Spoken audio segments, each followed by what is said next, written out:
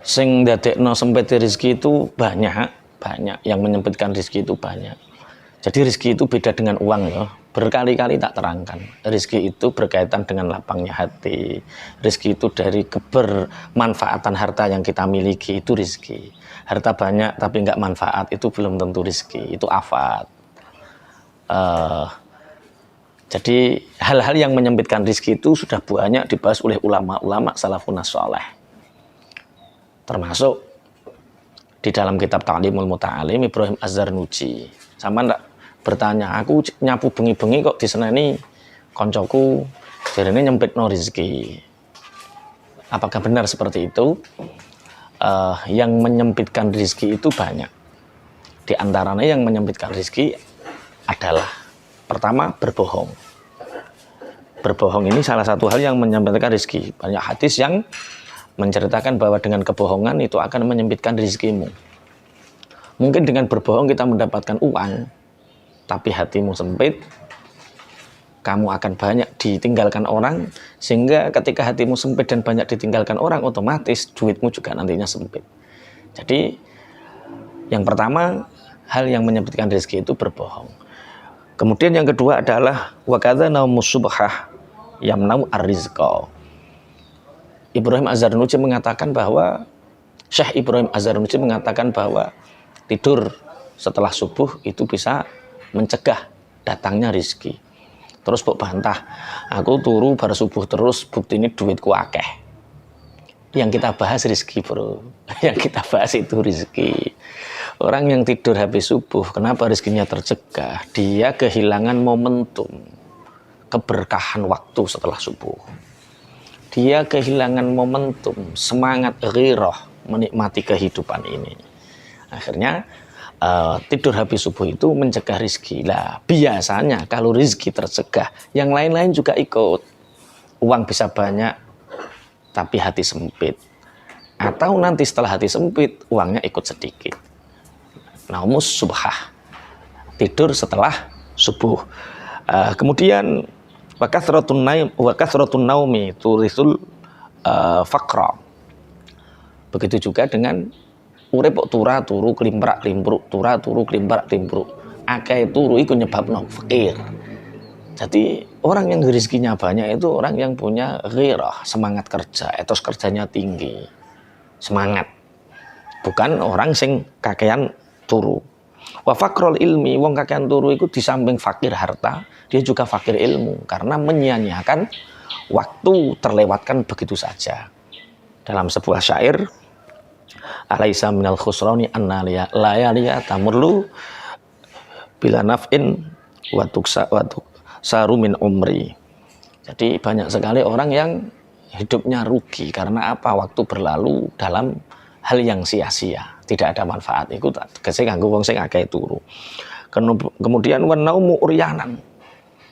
Sing nyempitno rezeki iku turu udo. Dadi nek turu nganggo celana atau nganggo sarung, aja sampai turu dalam keadaan apa? Telanjang. Itu menyebabkan sempitnya rezeki. Wal baulu ahrinan sama. Ketika kencing kita lepas total. Artinya kencing di tempat yang terbuka. Bukan kencing yang di tempat tertutup. Kencing yang di tempat terbuka dan dalam keadaan telanjang sehingga orang lain bisa melihat, itu bisa menyebabkan rezeki kita sempit. Sempit itu ya hati nggak bisa bahagia, uang nggak bisa banyak. Itu ketika kita di tempat terbuka, biasanya supir-supir yo mudun kotrek langsung tur. Dipraini onong neng pomono WC, neng pomono toilet, mampir masjid ada WC, di situ ada toilet. Kandani cito sak bature mudun kok mobil kok langsung tur. Itu menyempitkan apa? Rezeki. Kemudian wal aklu junuban. Makan dalam keadaan junub. Jadi nek bal-balan karo bojone iku kalau ingin makan wudu dulu baru makan, atau lebih baik mandi dulu. Kalau mandi kesuwen ya wudu saja baru makan. Jangan sampai makan dalam keadaan junub. Makan dalam keadaan junub itu bisa menyempitkan apa? Rizki. Wal aklu muttaqian ala jambin. Tidur makan dalam keadaan senden yang lambung, turu. Jadi mangan karo bu, makan sambil rebahan. Ini terutama mak-mak yang kaum rebahan. Jangan makan sambil tiduran, itu bisa menyempitkan apa? Rizki. Kemudian watahawunu bisukutil maidah, membiarkan, meremehkan ketika makan jatuh dan kita tidak mengambilnya. Itu bisa menyempitkan rizki. Jadi ketika kita makan ada yang jatuh langsung diambil dimakan. Karena kita bisa lihat petani itu menanam padi dengan membajak sawahnya dulu, mengairinya dengan penuh tetes keringat, kemudian merawat sampai 3 bulan, panen jadi padi kemudian dipanaskan, kemudian diseleb jadi beras kok tekongone sampean trimo terbuang tercecer. Makanya menghilangkan keberkahan itu sendiri. Sehingga karena menghilangkan keberkahan, akhirnya rezekinya dicegah sama Allah, rezekinya dihalangi oleh Allah. Makanya termasuk penghalang rezeki adalah ketika makan dan ada yang jatuh tapi diremehkan, tidak diambil. Ini kalau dulu kita nggak tahu hikmah di balik ini. Waharku kosril basori wasaumi, membakar kulit bawang putih, kulit bawang merah. Membakar kulit bawang putih, bawang merah itu bisa menghambat rezeki. Ini hikmah di balik ini saya nggak tahu apakah budaya orang zaman dahulu atau Imam Syekh Ibrahim Az-Zarnuji ini mengambil hikayah dari mana, kita juga nggak tahu. Tapi kalau saya lebih percaya ulama, lebih percaya qadhi seperti Syekh Ibrahim Az-Zarnuji daripada tidak mempercayainya. Karena ini otomatis beliau di dalam kitab Ta'limul Muta'alim ini sudah sangat diperhitungkan pernyataan beliau ini. Apa hubungannya rezeki karo bakar bawang, kulit bawang merah, kulit bawang putih, wallahu a'lam. Saya juga nggak tahu.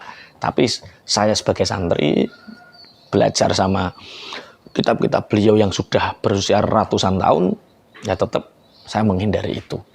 Karena melakukan itu sama halnya menjadikan rezeki kita terhambat. Mungkin kayak sampah ngono kan ya, kulit bawang itu kan termasuk sampah organik ya Mas ya. Nah, sampah kulit organik otomatis ya jangan dibakar, tapi ditanam sehingga dengan tanah menjadi subur.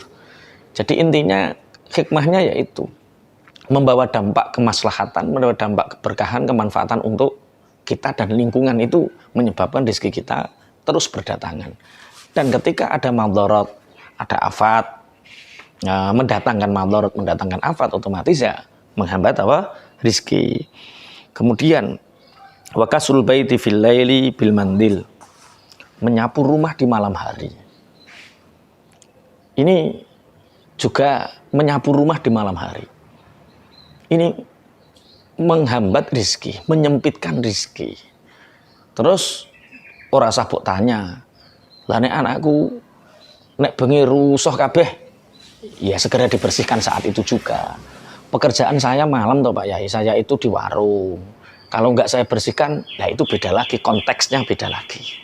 Tapi yang jelas, kasrul laili fil baiti bil mandili itu, jadi orang itu harus memantaskan diri.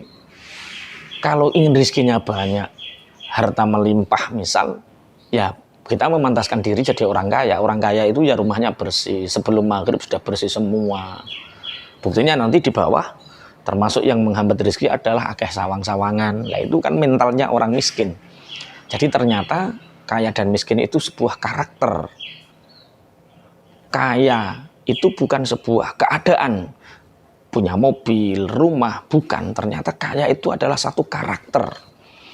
Kalau orang dikasih langsung mobil sama rumah tapi karakternya miskin, dia jadi miskin. Makanya menyapu rumah di malam hari menyebabkan kemiskinan, menghambat rezeki, itu berkaitan dengan melatih karakter kita sebagai seorang santri untuk selalu resian, untuk selalu memantaskan menjadi orang kaya. Guys, tapi omahku nek bengi kaya kapal pecah, wong anakku telu cek cilik-cilik, ya setelah mereka tidur ya dibersihkan lagi. Itulah mental karakter orang kaya.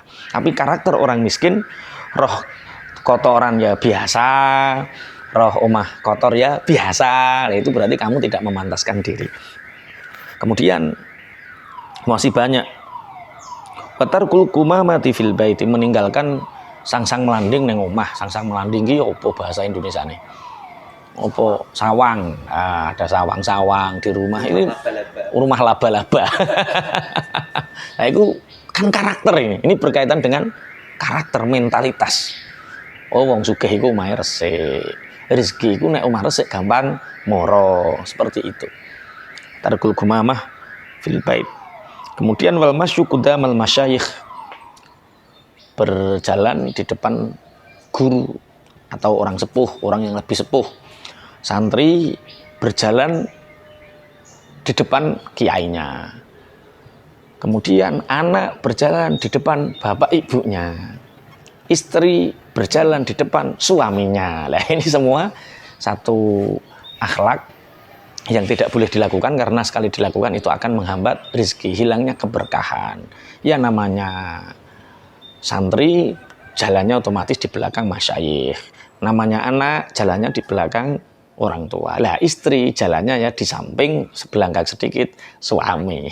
Kok neng ngarepe cenanalan neng ngarepe itu bisa menghambat apa? Rezeki. Nah, sementara ngono dhisik ya Mas ya. Jadi sudah banyak. Jadi memang di beberapa kitab salaf seperti dalam kitab Ta'limul Muta'alim karangan Syekh Imam Ibrahim Az-Zarnuji ini ya menerangkan tentang banyak hal-hal yang menyebabkan sempitnya rezeki kita, hal-hal yang menyebabkan sempitnya rezeki kita. Iki aja dilakoni. Sampeyan nglakoni iki rezekine sampean sulit. Lah apa yang mendatangkan rezeki sok-sok dibahas maneh. Sok-sok.